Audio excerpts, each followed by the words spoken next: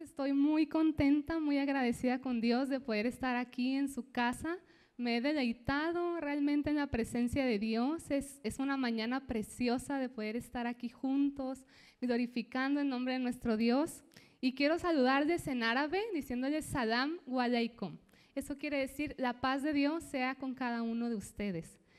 Como decía el pastor, mi esposo y yo nos hemos preparado para salir a los países de difícil acceso al Evangelio, donde no hay acceso al Evangelio, y con la ayuda de Dios ya vamos a estar partiendo el 20 de febrero. Hoy es 20 de enero, exactamente en un mes es nuestro despegue, y queremos compartir un poco de este proyecto y de la palabra de Dios. Creo que ya pusieron esta presentación.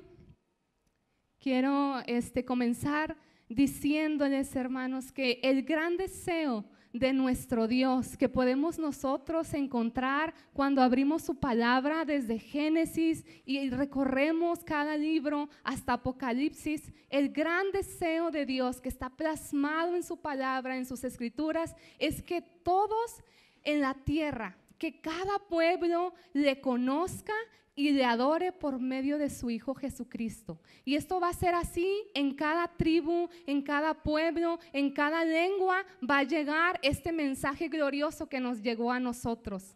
Amén. Y hermanos, quiero platicar cómo comenzamos nosotros. Siendo jóvenes, pues nosotros somos de Ensenada, siempre hemos servido en nuestras iglesias, con los jóvenes, con los matrimonios, y un día Dios puso en nuestro corazón, realmente en el corazón de mi esposo, el empezar a visitar a los misioneros que trabajan en las etnias mexicanas. Entonces mi esposo un día dijo, vámonos a visitar a tal misionera en la etnia Chol en Chiapas, en los Altos de Chiapas. Y empezamos a llevar jóvenes de Baja California y hermanos, y fue nuestra primera experiencia transcultural en un grupo étnico donde no hablaban el español, donde tenían otras culturas, una cultura distinta. Y nos enamoramos hubo una carga en nuestro corazón de saber que aún en nuestro país hay comunidades alejadas, muy distantes, en donde no ha llegado el mensaje de salvación. Y tenemos como iglesia la responsabilidad es nuestra de llevar este mensaje. Después, hermanos, empezamos a aprender un poquito más y aprendimos sobre misiones en el mundo. Ahí estamos viendo un mapa del mundo y todos los países que están en verde es donde, gracias a Dios, ya hay iglesias que se están reproduciendo, iglesias autónomas. En los lugares donde está amarillo apenas se alcanza a ver, pero son lugares en donde ya llegó el evangelio, pero aún está en proceso, aún hace falta a lo mejor estar apoyando a los misioneros que se encuentran en estos países. Pero quiero que pongan atención en esa ventana, en ese recuadro blanco, conocido como la ventana 1040.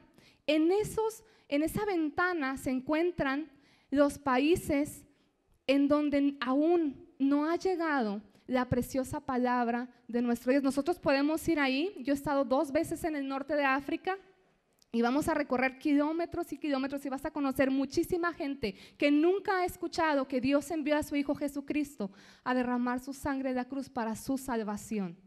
No lo conocen, no conocen aún. Y son millones y millones de personas. Mi esposo me decía, uy, yo cuando era joven y que venían los americanos, pues nosotros hemos sido muy bendecidos. Yo creía que este mensaje se conocía en todo el mundo.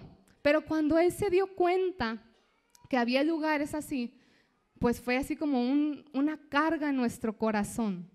Muchos nos preguntan, y es una pregunta muy, muy importante, nos dicen, ¿por qué van tan lejos cuando todavía hay necesidad aquí? Y es muy cierta, es esto, y es una pregunta muy válida. Y nosotros les decimos, por medio de una historia, imaginémonos que aquí en Mexicali hay un joven, pongámosle nombre Juan, es muy común.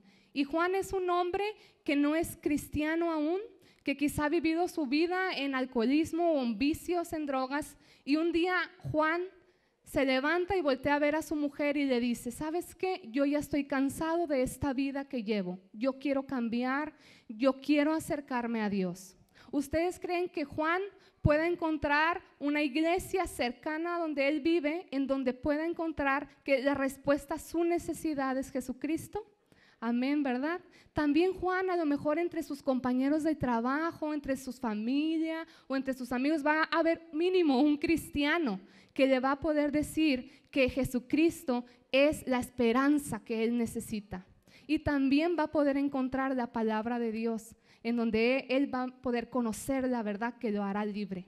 Pero si nos trasladamos ahora allá al norte de África, a las montañas de Asru, allá ya no vamos a encontrar ningún Juan, pero vamos a encontrar varios Abdullah.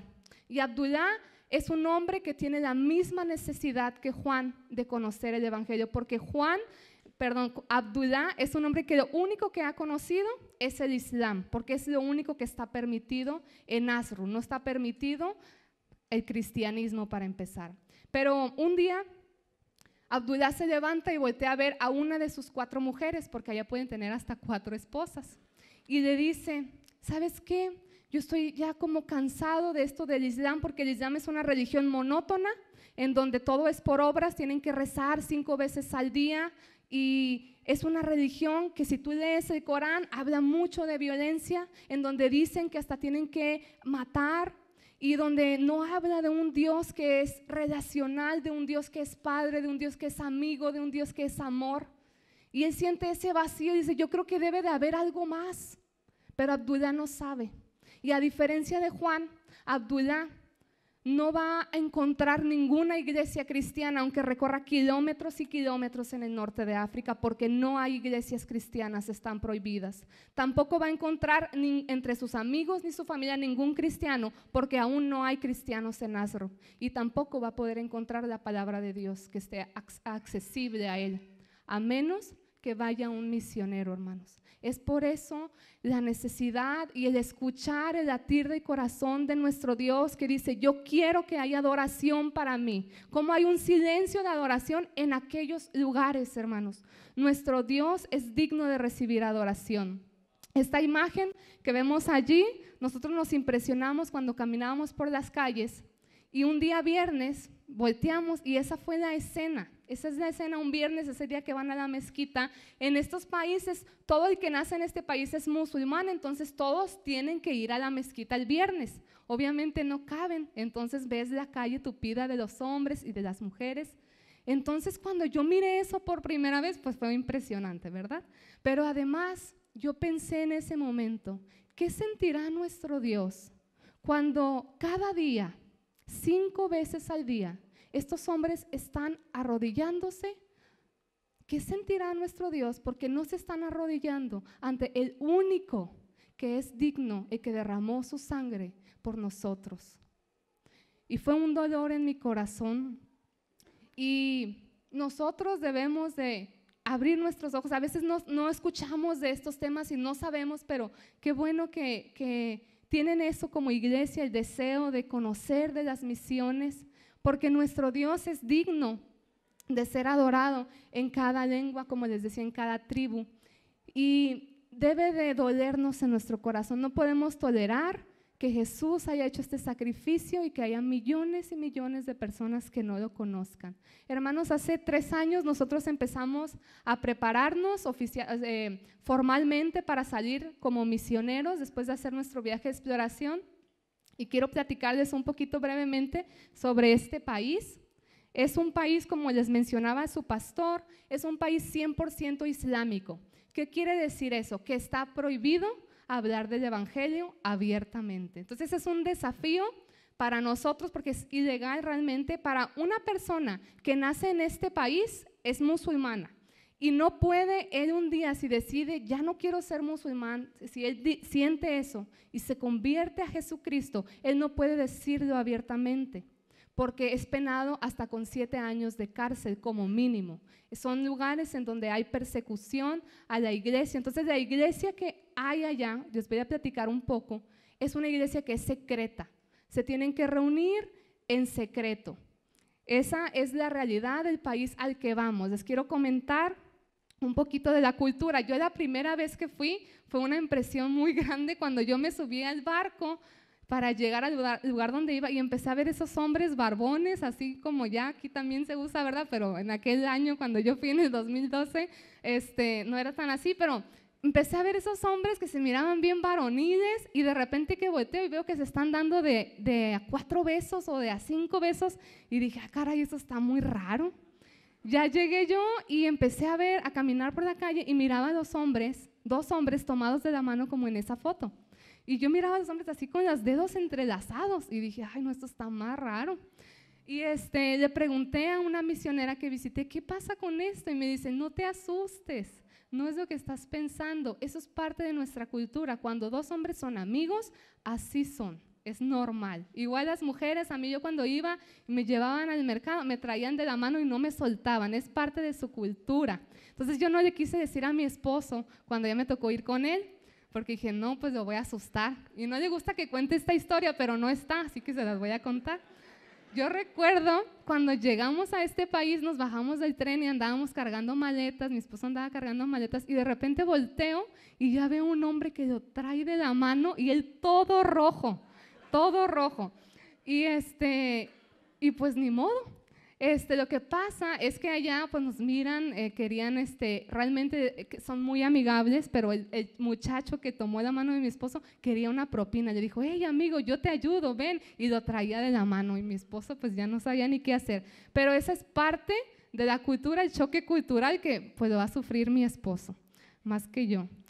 Además, ¿cómo son allá las mujeres? Bueno, todo lo que es norte de África son árabes, porque a veces nos imaginamos que África es todo, es de piel morenita, ¿verdad? Pero todo lo que es el norte son árabes, de ascendencia árabe, son musulmanes, es todo lo que es la ventana 1040.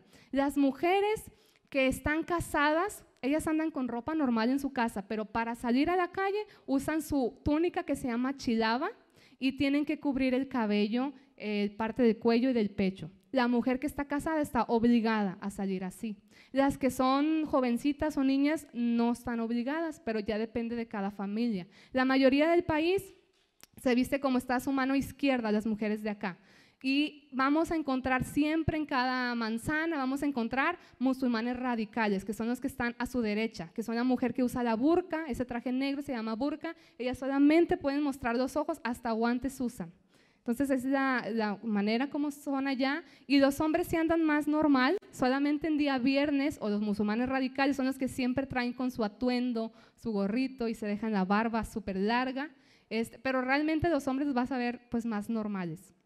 Allá el idioma que se habla, que el idioma oficial, su lengua materna es el árabe, ese que vamos nosotros a llegar a estudiar allá. La segunda lengua es el francés, entonces mi esposo y yo ya hemos estudiado por más de 1 año el francés para poder defendernos en cuanto lleguemos, pero obviamente el árabe es el idioma que tenemos que aprender. Y ahí en la pared arriba está el árabe y abajo está un dialecto que se llama chelja, entonces así como en México tenemos diversos grupos étnicos, allá igual, entonces hay diversidad también de lenguas.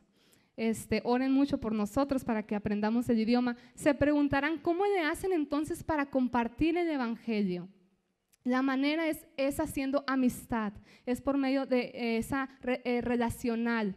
Entonces, por ejemplo, ahí estamos con nuestros vecinos, estuvimos un tiempo allá y hicimos mucha amistad, la gente es muy amigable, nos invitaban a comer a sus casas, querían conocernos y después esa es la despedida que nos hicieron, por eso ven ahí, nos hicieron un banquete realmente, ¿no? Sacan su mejor vajilla y uno cuando ya compartes una amistad allá, tú le pides al Espíritu Santo y pedimos que oren por nosotros, que nos dé el discernimiento, la sabiduría para saber cuándo compartir. Entonces ya nosotros les compartimos esperando que no nos denuncien, porque si nos denuncian, pues entonces ya se pone la cosa muy difícil, ¿verdad?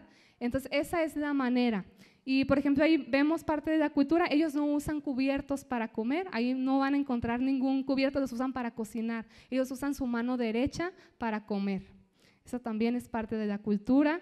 Y cuando estuvimos allá visitamos diferentes ciudades para ver en dónde Dios quería sembrar nuestras vidas. Ahí estamos en una de las ciudades más grandes de este país, se llama Fez, y ahí es donde han llegado más misioneros, donde ha habido más trabajo misionero porque es una ciudad grande, donde hay escuelas para los niños. Y visitamos unos misioneros que eran los únicos que habían permanecido por más tiempo en este país, tenían 10 años en esa foto, y les preguntamos, ¿cómo cuántos creyentes hay ahora aquí después de todo el trabajo que se ha hecho? Y a nosotros no nos esperábamos esa respuesta, pero nos dijeron, si los llegásemos a juntar, porque ellos para empezar no se pueden reunir porque no hay libertad y se ponen en riesgo al juntarse de varios, pero entre que hemos escuchado y que nosotros hemos discipulado, son alrededor de 20 creyentes en una ciudad como de 2 millones. Nosotros nos quedamos, híjole, la necesidad de llevar el evangelio es impresionante. Fuimos a la capital, hicimos la misma pregunta y como 10, ya me adelanté. Ahí es la capital y como 10 creyentes en una ciudad mucho más grande. Ahora nosotros recorrimos en tren ciudades pequeñas, pueblos donde nunca ha llegado un misionero. Y nosotros vamos a ir a una ciudad del sur, muy cerca del Sahara. Vamos a estar trabajando entre esos pueblos donde aún no ha llegado el evangelio, es donde Dios va a sembrar nuestras vidas. Ahí estamos en Asru, y en Asru es una ciudad en las montañas pequeña y solamente ha llegado una misionera. La fuimos a visitar y ella ha alcanzado a una mujer. Es la única creyente en Asru, se llama Fátima. Y Fátima nunca había conocido a otros cristianos. Entonces, cuando ella tuvo la oportunidad de que nosotros oramos por ella, de leer juntos la Biblia con ella, para ella fue un bálsamo a su espíritu, porque ella nunca había tenido esa comunión, solamente era la misionera y ella. Y Fátima nos decía, yo no puedo decirle aún a mi familia que ya no soy musulmana. No podía aún decirles. Entonces, esa es la realidad de la iglesia allá, para que oremos. Y bueno, Fátima me permitió trabajar en ese preescolar. Yo soy maestra de primaria de profesión y pues apoyar en lo que pudiéramos. Hay mucho que se puede hacer en el ámbito social, en cualquier área, nomás es estar dispuestos. Y miren, ese era el baño del preescolar, así son los baños allá. Sí vamos a encontrar baños normales como aquí, pero la mayoría, ellos prefieren comprar esos baños. Yo dije, caray, se robaron la taza, ¿qué pasó aquí? Pero los niños están acostumbrados a usar este tipo de baños. Otra cosa, pues yo tuve la oportunidad de conocer a algunas mujeres. Ahí no es el país, estoy en otro lugar donde está permitido, pero hay muchos musulmanes. Entonces yo conocí a Yada. Y Yada es una mujer que ahora es creyente, ex musulmana, y ella me decía su historia, cómo se convirtió, cómo conoció a Jesús. Y ella me decía que hace muchos años llegó un misionero donde ella vivía, y cada vez que iba el misionero, ella decía que se enojaba y cerraba la cortina y la puerta y no quería abrirle porque decía, ay, este extranjero, no quiero que venga aquí a mi casa con mi familia. Hasta que un día Yada me dijo que tuvo un sueño y soñó a Jesucristo. Y ella me decía, mira, yo no le miraba el rostro, pero yo miraba a un hombre vestido con una túnica blanca resplandeciente que me decía, Yada, yo soy Jesucristo y yo quiero que tú me conozcas y me sigas. Entonces estaba el misionero ahí, pudo hablarle de nuestro Señor Jesucristo y ahora ella es creyente. Claro que le ha costado el rechazo de toda su familia, el no tener trabajo, vive una dificultad muy grande, aunque vive en una ciudad donde está permitido el evangelio, pero es la realidad. Pero esto es lo que pasa, me gusta compartir este tipo de historias, porque es lo que pasa cuando la iglesia está orando para que el nombre de Cristo sea conocido allá, para que vaya allanando el Espíritu Santo el camino que recorre el misionero. Y es la manera como Dios está haciendo milagros allá, y yo pudiera contarles tantos milagros que Dios está haciendo, y sabemos que es a través de la oración de su pueblo, de la oración de la iglesia, porque bien dijo Jesús, he aquí, a la verdad la mies es mucha y los obreros son pocos, rogad al Señor de la mies que envíe obreros. Y dice Pablo, oren para que la palabra de Dios corra donde yo estoy, oren por mí, que él era un misionero. Cuando la iglesia de Dios está consciente y tiene en su corazón el palpitar de Dios por los pueblos no alcanzados, nos unimos a lo que Dios está haciendo en esos lugares. Entonces les pedimos que oren. Rápidamente quiero decirles, pues nos vamos el 20 de febrero. Hace poquito estábamos comiendo, invitamos a un joven a comer a nuestra casa que venía de fuera y estábamos platicando del proyecto y de repente nos dijo, estoy sorprendido, ustedes van a dejar su casa, van a dejar su familia, van a dejar sus trabajos, van a dejar su iglesia y se van a ir allá. Me decía, tiene que ser de mucho más valor lo que van a ir a hacer allá que todo lo que van a dejar acá. Y yo le dije, pues no lo pudiste decir mejor. Es de mucho más valor que Cristo sea conocido, que Cristo sea glorificado, que haya adoración para Él, que lo que podríamos dejar acá. Gloria a Dios. Dios es fiel. Y nosotros estamos confiando en que estamos en las manos de nuestro Dios. Sabemos que Él va con nosotros porque es una promesa que Él hizo. Yo estaré con ustedes todos los días. Entonces nos sentimos honrados y privilegiados de que Dios haya puesto su mirada en nosotros y que podamos también compartir este proyecto a las iglesias para que sean parte de esta misión, ¿verdad? De Dios.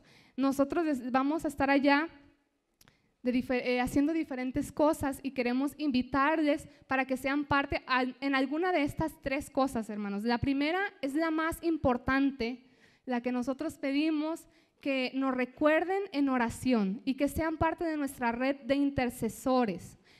Ahí al final, cuando usted entró, quizá miró una mesa en donde hay unas hojas y nosotros invitamos a aquel que quiera estar orando realmente por la misión de Dios en este lugar. Déjenos su correo, déjenos su celular y les vamos a estar enviando noticias de lo que Dios va a estar haciendo allá, peticiones de oración para que puedan ser parte. No se vaya, si usted siente en su corazón el ser parte de esto, orando es lo más importante. Le invitamos a pasar a la mesa y apuntarse. Otra manera que nosotros invitamos, se adelantó mucho, quisiera regresar, bueno, no puedo, ahí está. Otra manera es invitando a las iglesias a soñar y planear en un futuro un viaje a corto plazo, que nos visiten en unas de sus vacaciones, que ustedes inviertan su tiempo, sus vacaciones, sus recursos en ir a un lugar como este, donde no se ha predicado el evangelio, y van a ser una bendición increíble. Aparte que Dios va a asombrarlos con un mundo diferente, pero nosotros invitamos a que a lo mejor en el 2020, en el 2021, en el 2022, ustedes planeen como iglesia el ir a visitarnos, y para nosotros va a ser un bálsamo, y aparte cómo Dios va a usar sus vidas allá. Entonces les animamos, se vale soñar porque Dios es un Dios que nos sorprende siempre. Les dejamos esta invitación abierta, iglesia. Y otra última manera que nosotros invitamos a las iglesias, si dan a la siguiente por favor, es si ustedes como iglesia oran y preguntan a Dios si les gustaría ser parte de que Cristo sea conocido allá, adoptándonos como sus enviados en este año. Nosotros no podríamos ir si no hubiera iglesias y hermanos que nos apoyaran para que pudiésemos nosotros permanecer allá. Entonces nosotros les invitamos, siempre le decimos a la iglesia, no importa la cantidad, importa la fidelidad para que nosotros podamos permanecer allá y ustedes sean parte de sembrar en el reino de Dios donde aún no se ha establecido, que va a ser algo glorioso. Y allá, hermanos, la siguiente, algunas peticiones de oración que les dejamos. Yo voy a estar trabajando como una voluntaria en una ONG, que es una fundación de ayuda humanitaria, por medio de mi agencia misionera. Yo voy a estar trabajando en un centro para niños especiales. Ahorita tienen 120 niños con parálisis cerebral y acaban de abrir para niños con autismo. Es como mi manera de estar en este país, ¿verdad? Pero yo quiero explicarles que en todos estos países musulmanes, ellos consideran que una familia que llega a tener un niño especial o con alguna discapacidad es una familia maldecida por allá. Por lo tanto, estas familias sufren muchísimo el rechazo total de la sociedad. Y estamos, esta ONG, abrazando a estas familias, ellas sintiéndose aceptadas y amadas por primera vez y pudiendo mostrar el amor de Jesús. Es un puente para nosotros compartir el evangelio. Mi esposo es informático, él va a estar trabajando también con estos niños y además enseñando clases de informática a adolescentes y jóvenes que están en situación de riesgo o de recursos muy bajos. Entonces es lo que vamos a estar haciendo allá, además de estar, el objetivo principal es la plantación de casas e iglesias en los pueblos del sur del país, para que ustedes conozcan, ¿verdad?, el trabajo que vamos a estar haciendo allá. Y hermanos, yo quisiera avanzar algunas peticiones, pero si ustedes se llevan una tarjeta, ustedes van a poder conocer esas peticiones. Quisiera preguntarles, ¿cuántos creen que Dios cumple sus promesas? Amén. Dios es un Dios fiel. todopoderoso y que cumple lo que nos promete. Y yo quisiera compartir en esta mañana un poquito de lo que Dios me habló cuando yo estuve en el norte de África. Y yo recuerdo que ya tenía como una semana en este país y tomamos un taxi. Y ese taxi iba dando vueltas y vueltas porque, yo no sé, yo creo que quería que el taxímetro siguiera subiendo, pero yo recuerdo que iba mirando por la ventana y yo miraba a las mujeres todas tapadas, con sus cabellos tapados, a los hombres barbones, miraba una cultura muy diferente. Y sinceramente, cuando yo estaba viendo eso, me puse a pensar en todas las dificultades que representaría el servir a Dios en un país como este, en llevar el evangelio a este lugar. Yo pensaba en lo que era el Islam, en los peligros, en el idioma, y de repente me empecé a sentir muy pequeña y dije, Dios, ¿de verdad querrás que yo siembre mi vida aquí? ¿Seré yo la persona que quieres traer a este lugar? Y cuando yo estaba en ese taxi, el Espíritu Santo habló a mi corazón y me recordó una historia de la Biblia, y esa historia yo quisiera compartírselas hoy, pero ¿qué les parece si antes oramos? Amén, vamos a orar. Amado Dios, te damos gracias, Señor, porque nos permites estar hoy aquí reunidos, Señor, en tu presencia, Señor, y rogamos en este momento que sea tu presencia, que sea tu palabra, Señor, la que hable a nuestros corazones, mi Dios. En el nombre de Jesús nos ponemos en tus manos, Señor, te necesitamos. Espíritu Dios, me pongo en tus manos para que seas tú, Señor, ministrando nuestro corazón y nuestra necesidad. En el nombre de Cristo, amén. Dice la palabra del Señor en Números 13 del 1 al 2. El Señor le dijo a Moisés: quiero que envíes a algunos de tus hombres a explorar la tierra que estoy por entregar a los israelitas. De cada tribu enviarás un líder que la represente. Esto sucede cuando, nosotros recordaremos la historia, cuando el pueblo de Israel es librado de la esclavitud en Egipto. Dios los libra con una mano poderosa, atraviesan el Mar Rojo, están en el desierto y de repente llegan frente a la tierra prometida. Y el Señor habla esto a Moisés y le dice: quiero que elijas, que escojas 12 hombres, uno de cada tribu, y que los envíes a explorar la tierra que yo estoy por entregarles. Que van a estar ahí 40 días y después de esos 40 días van a regresar y van a traer un informe de todo lo que hayan visto. Quiero que vean cómo es la tierra, cómo son las ciudades. Entonces esos hombres son elegidos y son enviados. Están ahí esos 40 días. Y en resumen, hermanos, ellos regresan y 10 de estos hombres dicen: efectivamente esta tierra es una tierra fructífera, que produce leche y miel. De hecho, dice la historia en la Biblia, el capítulo 13, que llegaron 2 hombres y venían cargando un racimo tan grande de uvas que ellos venían cargando entre 2 hombres en sus hombros. Y dicen: esta tierra es muy buena, pero, siempre hay un pero, ¿verdad, hermanos? Estos 10 hombres dicen: los hombres que allí habitan son un pueblo poderoso. Y las ciudades están amuralladas, están fortificadas, y además vimos gigantes. Allí había unos descendientes de una raza de hombres enormes y dijeron: ellos son más fuertes que nosotros. Y hasta dijeron: la tierra se traga a sus hombres y nuestros hijos, si vamos a tomar esa tierra, van a ser el botín de guerra. No podemos ir. Empezaron a decir a Moisés y a todo el pueblo que estaba allí reunido. Y todo el pueblo empezó a lamentarse y empezaron a decir: ¿para qué Dios nos trajo hasta acá? Si esto está imposible, mejor vamos a regresarnos. Ya se querían regresar de nuevo a Egipto. Y recordarán ustedes que solamente 2 de estos 12 hombres, Josué y Caleb, hablaron con fe diciendo al pueblo: no teman.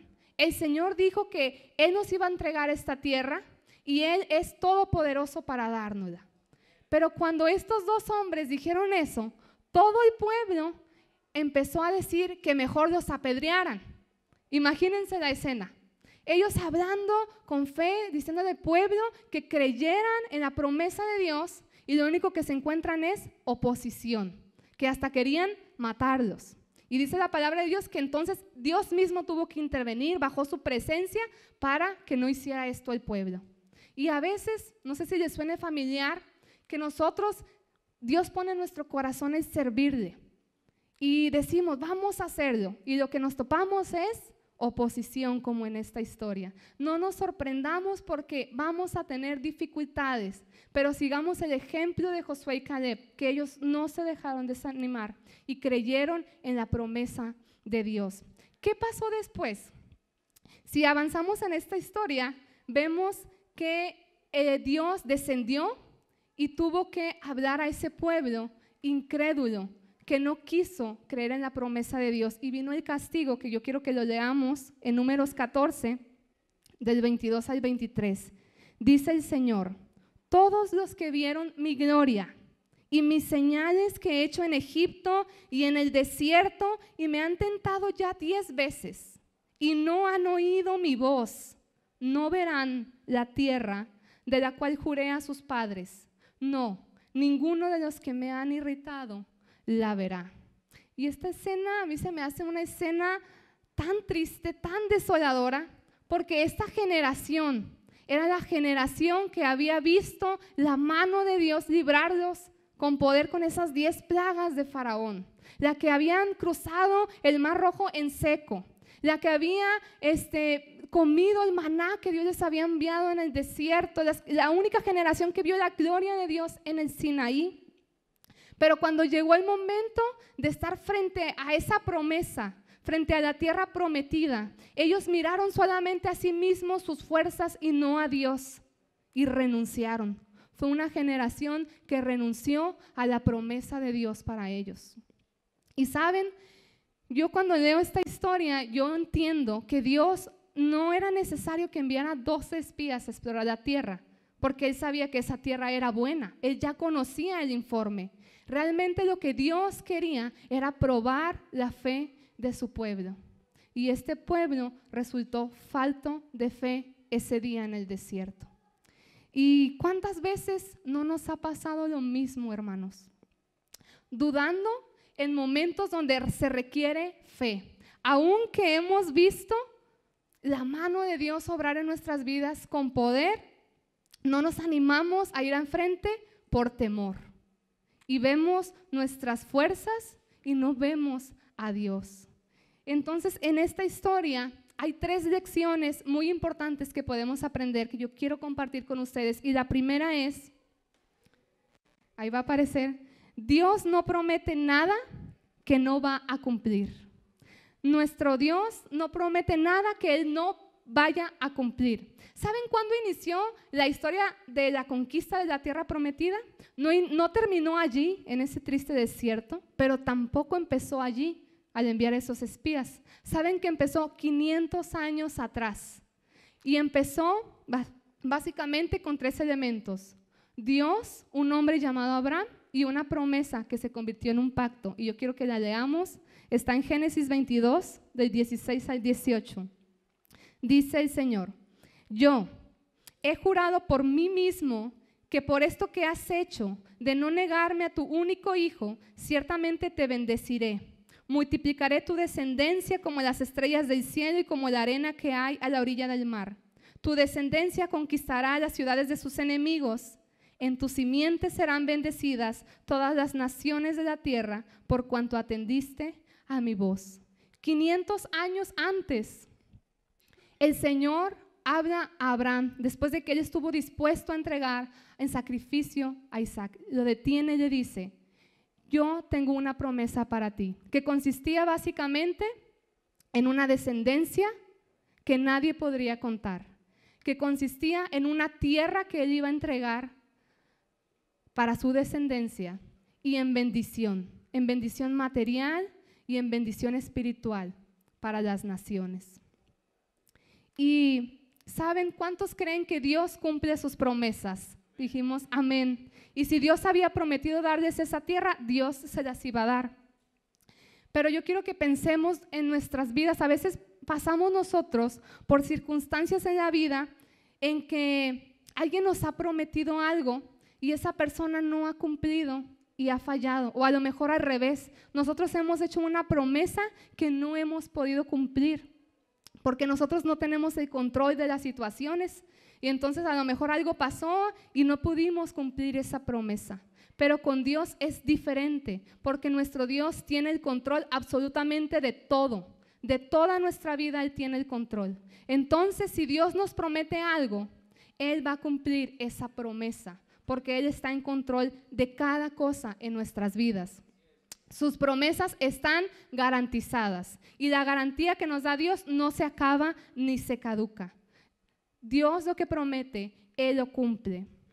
Y el segundo punto que podemos encontrar, muy hermoso, es que Dios se complace cuando nosotros le creemos. Y lo vemos en Abraham, cuando en Génesis 15:6 dice la palabra, y creyó Abraham y le fue contado por justicia. Y Dios se agradó, se complació de que Abraham creyera en él, por eso es conocido como el padre de la fe. Y vemos que Dios hizo un milagro cuando su esposa era estéril y era de edad avanzada. Dios hizo un milagro y ella tuvo un hijo.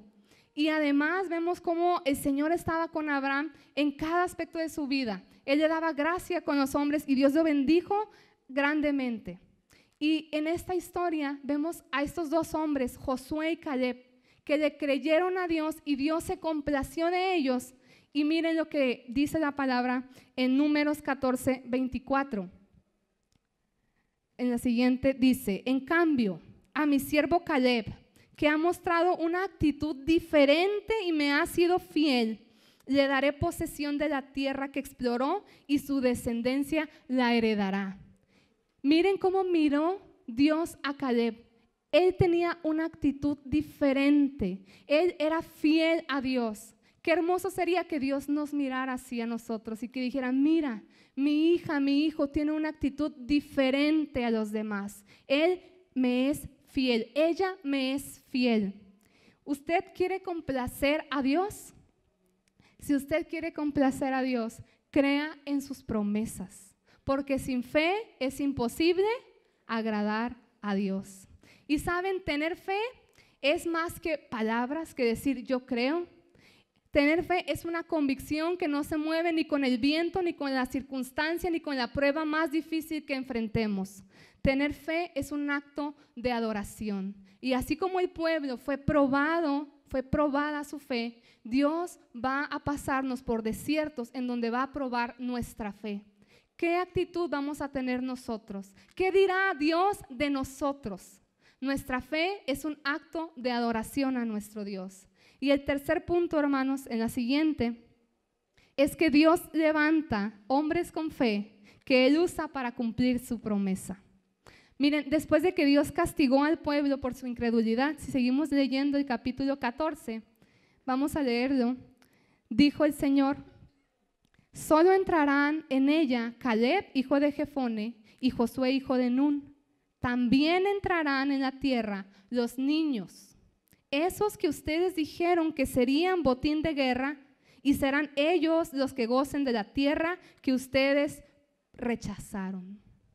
Se los prometió y Dios cumple su promesa. ¿Y saben qué, hermanos?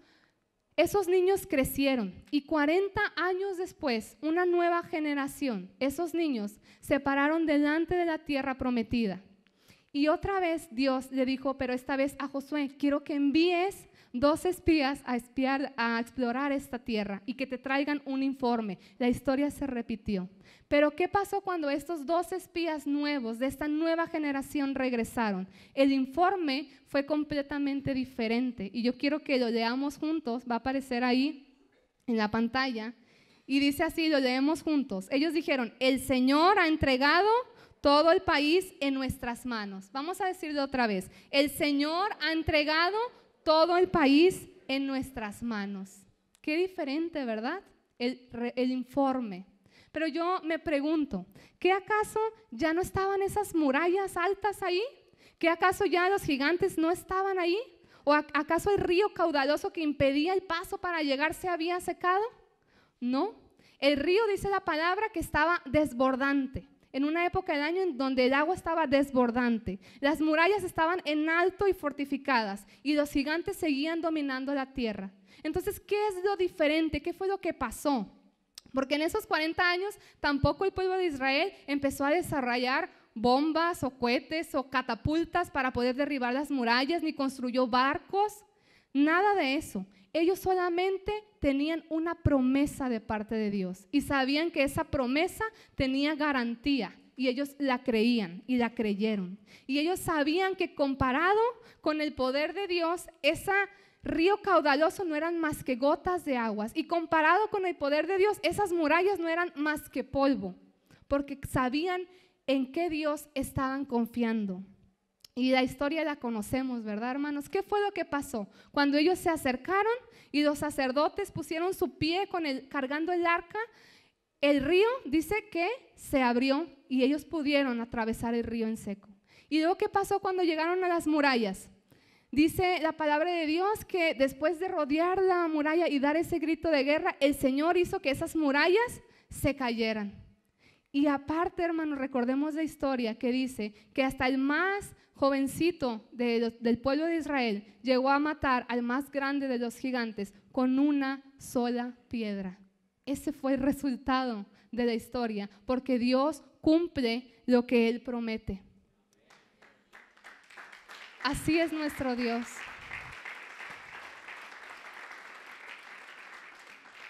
Y hermanos, cuando yo estaba en ese taxi, cuando yo estaba en ese viaje, el Señor me recordó esta historia. Y yo sentía como el Espíritu Santo hablaba a mi corazón y me decía, ¿qué informe vas a dar tú al regresar? ¿Qué informe vas a dar a la iglesia de avivamiento de amor en Mexicali? ¿Qué acaso les vas a decir? ¿Saben qué, hermanos? Esto está súper difícil y mejor no vamos a ir, porque aquí hay unos gigantes y hay unas dificultades y esto, ¿saben qué? Mejor no hay que llevar la palabra de Dios, allá está muy difícil. ¿Eso vas a decir? ¿O vas a decir que tú vas conmigo? Porque yo entendí en ese momento que no se trataba de lo que yo o de lo que mi esposo pudiéramos hacer, ni de nuestras habilidades, para nada. Se trataba de lo que Dios iba a hacer a través de nosotros. Y Dios en nuestra vida, yo creo que está hablando a nuestro corazón y también nos dice, ¿qué vas a decir tú? Cuando el Señor te diga, ve y haz esto para mí, ¿qué acaso vas a decir? Ay, no, Señor, porque esto está muy difícil, mejor me quedo aquí sentada. ¿Qué vas a decir tú cuando el Señor te diga que vayas a conquistar una tierra para su gloria? Dios espera que confiemos en sus promesas y que descansemos en sus promesas. ¿Y saben qué, hermanos? Esta historia tiene algo muy especial, porque está relacionada con la misión de Dios. Ustedes saben que el plan de redención para los pueblos no alcanzados, para nosotros como mexicanos, no empezó ni siquiera hace 150 años cuando llegaron los primeros misioneros a México, ni empezó hace 1000 años con las misiones modernas. No, realmente el plan de redención empezó en esta misma promesa que Dios le hizo a Abraham, en este pacto. Y dice esta promesa, no sé si está ahí, la podamos leer. Bueno, dice esta promesa que Dios les iba a dar una tierra. ¿Y saben qué? Hasta el día de hoy Israel tiene esa tierra. Nosotros podemos encontrar en un mapa el país de Israel, y aún a pesar de que han querido quitarles esa tierra es del pueblo de Israel. También Dios prometió descendencia para Abraham. Y en cada país de la tierra vamos a encontrar judíos, hermanos. Ya se ha cumplido la descendencia, se ha cumplido la tierra, pero ¿qué hace falta? La tercera parte de esa promesa que dice, y en tu simiente serán bendecidas todas las naciones de la tierra. Y ahí vemos que el apóstol Pablo explicó esta promesa en Gálatas 3:16. Y él dice que la simiente que está hablando en Génesis es Jesucristo, porque en Jesucristo iban a ser benditas todas las naciones de la tierra, cada familia de la tierra. Y Dios cumplirá esta promesa, hermanos. Él lo hará. Pablo creyó en esta promesa y él escribió en Romanos 15:20-21, ahí aparece: y de esta manera me esforcé a predicar el evangelio, no donde Cristo ya hubiese sido nombrado, para no edificar sobre fundamento ajeno, sino como está escrito. Y él recordaba una profecía de Isaías. Dice, aquellos a quienes nunca les fue anunciado, en la siguiente, de él, verán, y los que nunca han oído de Él entenderán. Pablo tomó esta promesa que estaba en el libro de Isaías y él creyó en esta promesa porque él agarró su maleta y se dispuso a llevar el evangelio a todo el imperio romano. No importaba lo difícil que pareciera, no importaban las barreras, él creyó en esta promesa de Dios y él puso manos a la obra. Y saben, hermanos, hoy estamos usted y yo aquí y yo quiero decirles, y usted lo sabe, que aún hay gente que vive a oscuras esperando una promesa que no les ha sido dada. Afuera de estas 4 paredes hay gente que está esperando esta promesa, gente que nunca ha oído, pero que Dios promete que oirán y ellos creerán, que ellos entenderán. Como dice Isaías 52, 13 en adelante, dice: mi siervo, miren, mi siervo triunfará. Será exaltado, levantado y muy enaltecido. Muchos se asombraron de él, pues tenía desfigurado el semblante.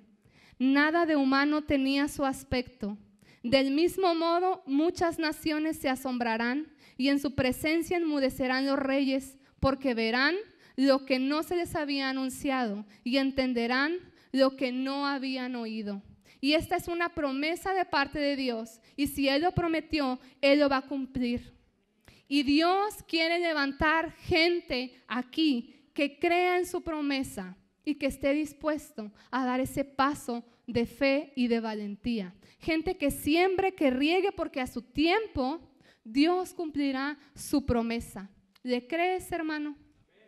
Dios se agrada de quienes creen en sus promesas. Y recordemos que cuando nosotros decidimos creerle a Dios, siempre habrá circunstancias o personas que se opondrán, que nos van a querer desanimar, que nos van a decir: oye, ¿y eso para qué haces eso? Eso está imposible. Oye, te van a decir: ¿para qué vas? ¿Para qué vas al instituto bíblico? ¿Para qué abres tu casa cada semana? ¿Para qué vas allá a ministrar a la cárcel? Y te van a decir: tú estás loco, y te van a querer desanimar.